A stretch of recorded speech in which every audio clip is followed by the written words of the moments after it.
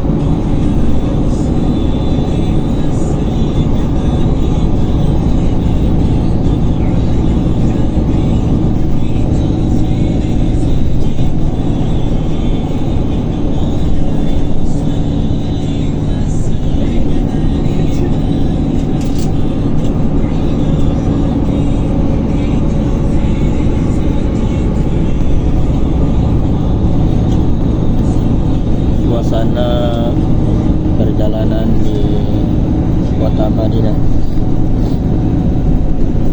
di pinggiran-pinggiran kotanya, mau ke Jabal Uhud.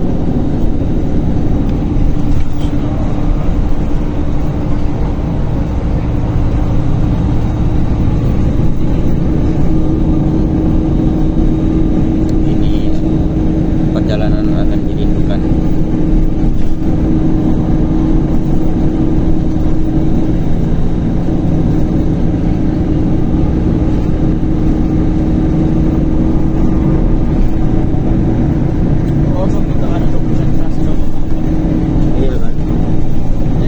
Madinah pun belum ada, belum lengkap. Perjalanan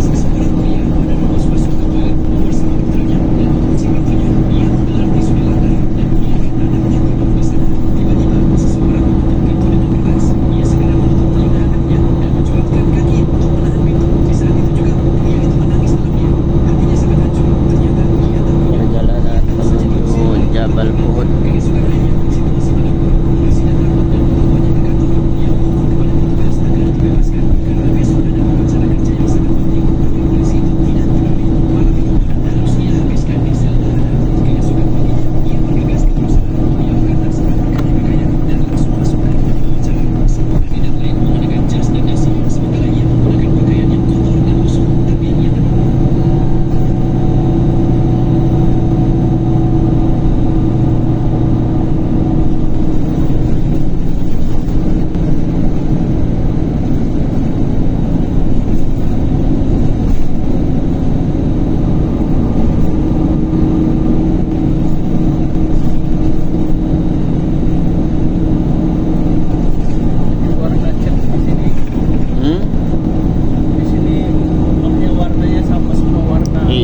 Warna debu lah.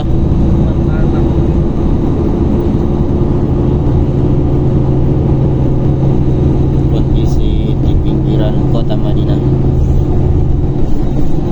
jalan mau ke Jabal Uhud,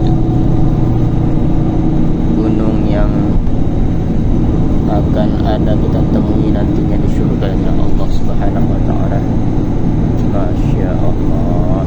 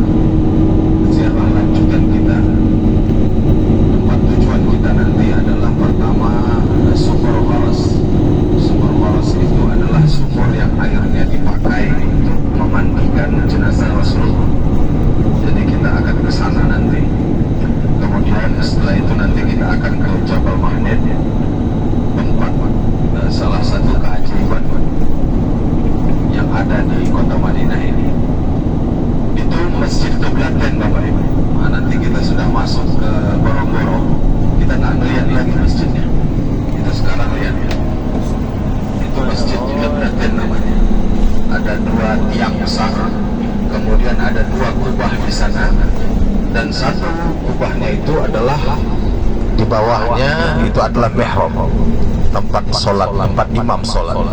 Jadi satu arahnya ke Masjidil Haram, satu arahnya ke Masjidil Aqsa. Nah, jadi ini adalah jalan dari bawah. Kita nggak melihat lagi masjidnya, tapi setelah ini kita akan lihat sedikit lagi. Inilah masjidnya Bapak Ibu sekalian, Masjid Qiblatain. Jadi sejarahnya dulu Rasulullah SAW ketika berada di Masjid Qiblatain ini, Rasulullah salat zuhur, dan pada rakaat kedua ketika itu Rasulullah menghadap ke Masjidil Aqsa, dan ketika itu pada rakaat kedua turunlah ayat Al-Quran, qad nara taqalluba wajhika fis sama' falanuwalliyannaka qiblatan tardaha fawalli wajhaka syatral Masjidil Haram. Jadi sungguh aku sering melihatmu menengadah ke langit. Jadi dulu Rasulullah sering berdoa kepada Allah, karena di sini dulu sering dicemooh oleh orang-orang kafir, oleh orang-orang Yahudi. Apa itu yang dibawa Muhammad, agama apa dibawanya, sementara dia kiblatnya sama seperti kita, arahnya ke sana juga, ke Palestina juga, di Yerusalem juga. Seperti itulah dulu cemoohan orang-orang Yahudi di sini, sehingga Rasulullah berdoa dan akhirnya dikabulkan oleh Allah Subhanahu wa Ta'ala lewat wahyu yang turun dan menyuruh agar memalingkan wajah dari Masjidil Aqsa ke arah Masjidil Haram yang ada di kota Makkah. Jadi itulah perjalanan sejarah yang dilakukan oleh Rasulullah SAW. Allahumma sholli wa Apa sallim. nama masjidnya Bapak Ibu? Qiblatain. Masjid Qiblatain. Qiblatain itu dua kiblat. Dua kiblat. Kalau perlu dicatat di handphone. Jadi nanti ditanya-tanya orang, Bapak Ibu sekalian, nah, supaya Bapak Ibu tahu singgah dan Qiblatain, nampak kalian nampak gitu. Jadi tahu kita menceritakan. Jangan nggak tahu kan, belanja aja di bawah Ustaz tuh kami katanya, janganlah begitu.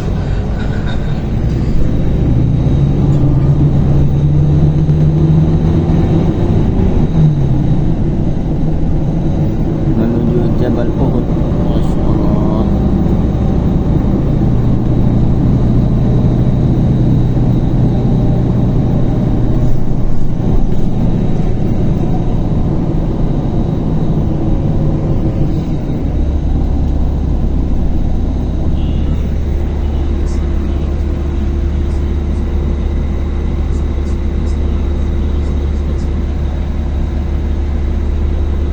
Kemudian nanti siang itu Bapak Ibu sekalian, setelah ke Jabal Mahdir, kita juga akan nanti ke percetakan Al-Quran. Jadi insya Allah di percetakan Al-Quran itu kita bisa masuk ke dalam, kita bisa mendapatkan Al-Quran sebagai hadiah dari Museum itu. percetakan itu. Satu gratis. Jadi kita masuk ke dalam, kita bisa melihat. Kemudian setelah itu ketika kita keluar, kita dikasih Al-Quran satu-satu.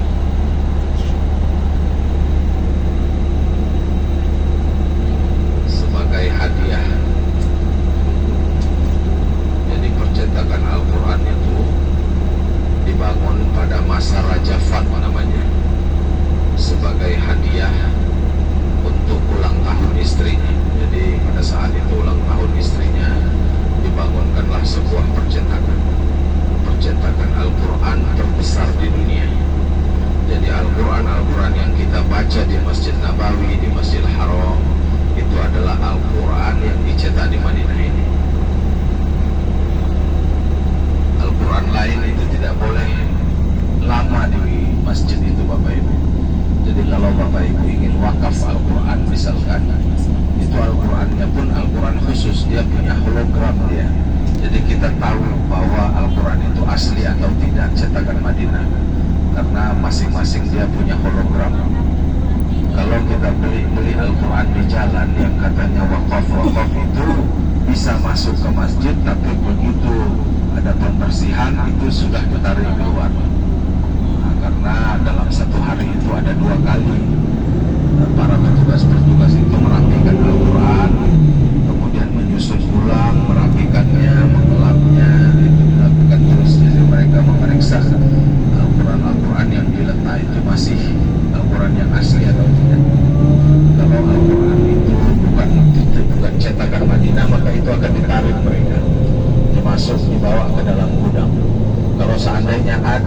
lembaga-lembaga yang ingin minta Al-Quran, maka itu dikasih.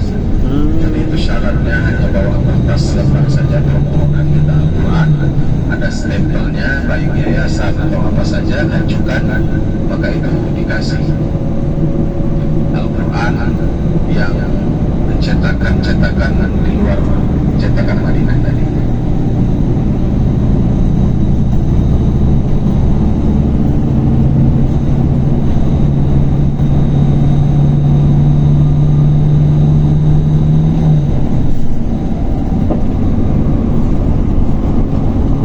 Lama juga ya, jauh ke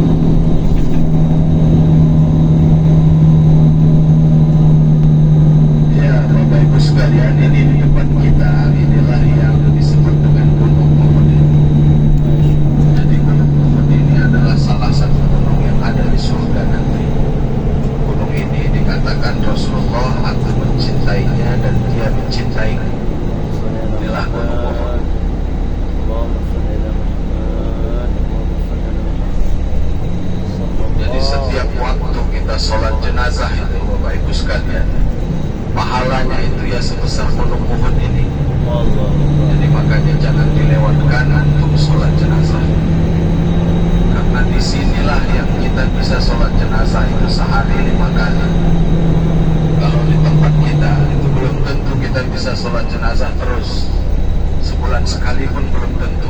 Orang meninggal banyak, tapi kita datang hanya takziah saja. Kita datang takziah, kemudian setelah itu pulang. Kita nggak mengikut prosesinya sampai sholat jenazah dan pemakaman. Tapi ketika di sini itu setiap 5 waktu ada sholat jenazah. Jadi makanya jangan dilewatkan, karena pahala menyolatkan jenazah itu sebesar gunung Uhud, Bapak Ibu. Inilah saksi sejarah ketika Rasulullah berperang dulu. Jadi di sekitar inilah Rasulullah berperang dengan kaum kafir. Kurang lebih 70 sahabat itu gugur di sini. Itu sahabat yang paling banyak gugur itu adalah sahabat-sahabat yang dari Ansor. Jadi penduduk Madinah. Sementara orang-orang muhajirinnya hanya beberapa orang saja, 2 sampai 3 orang saja. Salah satunya itulah paman Rasulullah SAW. Tapi yang lebih banyak wafat di sini itu adalah kaum Ansor. Ini penduduk asli Madinah. Karena memang penduduk asli Madinah ini betul-betul sangat berani pasang badan kepada Rasulullah